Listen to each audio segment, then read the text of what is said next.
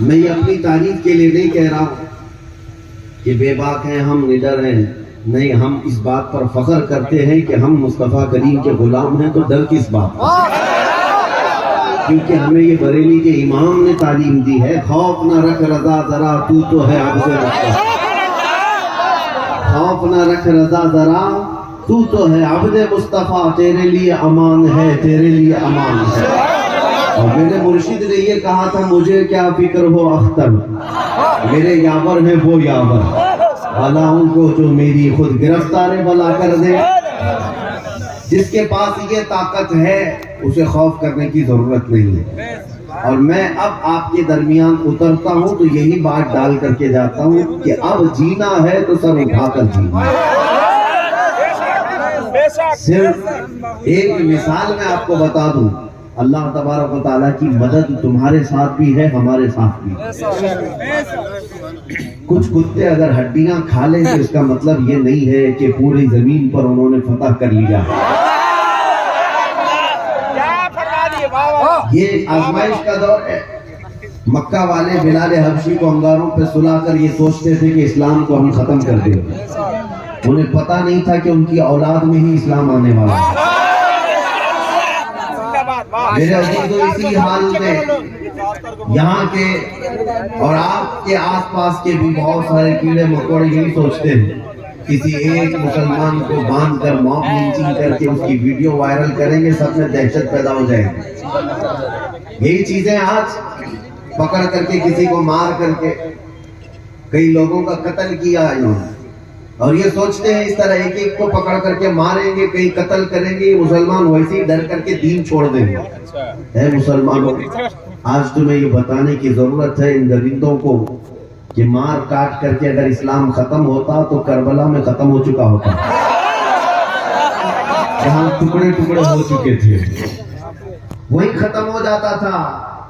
نہیں، آج تمہارے 5 سال کی نشیڑی حکومتوں سے اسلام نہیں ختم ہو سکتا، اس لیے کہ ہم نے چنگیز بھی دیکھے، ہلاکو بھی دیکھے، بڑے بڑے ظالموں کی داستانیں رقم ہیں تاریخ اسلام میں، جنہوں نے مسلمانوں کی کھوپڑیوں سے مینار بنا دیے تھے، دریائے دجلہ کا پانی لال کر دیا تھا مسلمانوں کے خون سے، تب نہ اسلام ختم ہوا۔ اب کیا ختم ہوگا؟ اب آپ کو ایک بات کے ساتھ جینا ہے، اگر کوئی تمہیں ہتھیاروں سے ڈرائے تو اسے یوں کہو کہ ہم کو ہتھیار نہ دکھاؤ، 1400 سال سے ہم کربلا سنتے آ رہے ہیں۔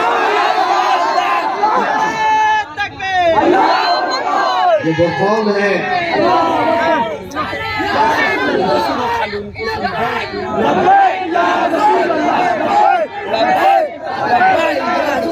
میرے عزیزوں، توجہ، میں آپ کو بتاؤں، جوان تو جوان ہیں، آج 14 صدیوں کے بعد بھی میں مایوس نہیں، اور نہ ہی میں نا امیدی کی باتیں کرتا ہوں۔ اقبال نے کہا تھا کہ میں نا امید نہیں ہوں اس کشت ویران سے، یعنی کھیتی اگرچہ ویران دکھ رہی ہے، فصل نہیں دکھ رہی ہے، لیکن اقبال نے کہا تھا ذرا نم ہو تو بڑی زرخیز ہے یہ مٹی، ذرا نم ہو۔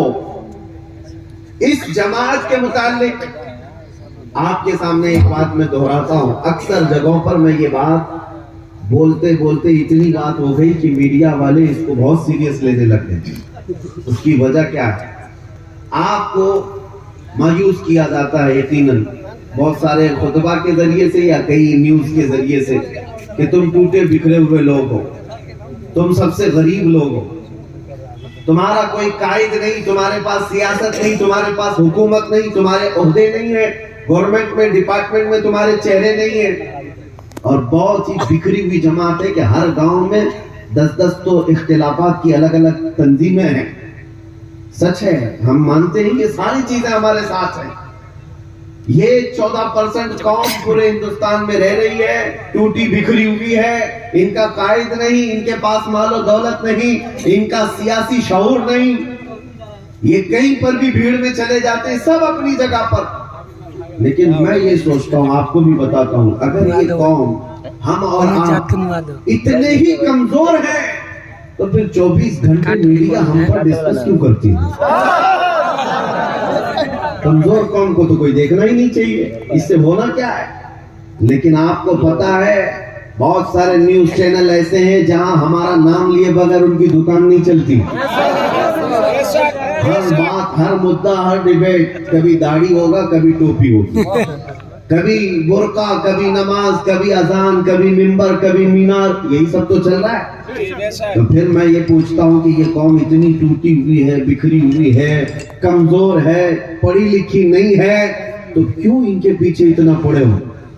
اس قوم کے پیچھے اتنا کیوں پڑے ہو؟ ان کے بہت زیادہ بھونکنے سے پھر ہمیں یہ احساس ہونے لگا. اقبال نے کہا تھا، سچ کہا تھا، کچھ بات تو ہے کہ مٹتی نہیں ہستی ہماری. کچھ بات تو ہے کہ مٹتی نہیں ہستی ہماری. صدیوں رہا ہے دشمن دور زماں ہمارا، توحید کی امانت سینوں میں ہے ہمارے. آسان نہیں مٹانا نام و نشاں ہمارا.